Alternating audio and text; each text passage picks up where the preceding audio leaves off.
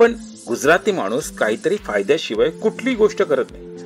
खरं तर पूर्ण भारताच्या मनोरंजन विश्व मुठीत घेण्याचा हा मास्टर प्लॅन बनवला गेलाय. अनंत अंबानीच्या लग्नात मुकेश अंबानीने हजारो करोडो रुपये खर्च केले. हॉलिवूड बॉलिवूडचे सेलिब्रिटीजनी तसेच क्रिकेटर, गायक, ऍक्टर्स, नेते यांनी सगळ्यांनीच हजेरी लावली. आणि हजारो कोटी रुपये खर्च झाले की इन्व्हेस्ट झाले? खर्च झाले तर कुठे आणि इन्व्हेस्ट झाले तर कुठे, हे जाणून घेऊया. पण त्या अगोदर हजारो कोटी अनंत अंबानीच्या लग्नात खर्च झाले. इतकी सोशल मीडियावरून मार्केटिंग झाली की विचारू नका. या लग्नात WWE सुपरस्टार जॉन सीनाही आला होता. सचिन तेंडुलकर, शाहरुख खान, सलमान खान, इतका गाजावाजा, इतकी सजावट. याचं कारण लग्नच आहे.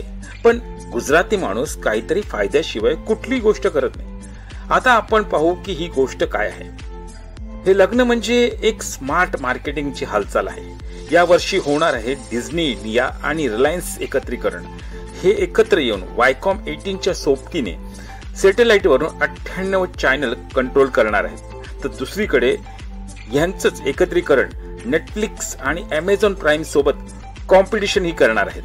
खरं तर पूर्ण भारताच्या मनोरंजन विश्व मुठीत घेण्याचा हा मास्टर प्लॅन बनवला गेलाय. ज्यासाठी इतकी मार्केटिंग केली जात आहे की वर्ल्ड डिझनी आणि रिलायन्सचे शेअर रॉकेट सारखे वर जातील. या सगळ्याची व्हॅल्यू $8.5 बिलियन म्हणजेच 68,000 करोड रुपये होणार आहे.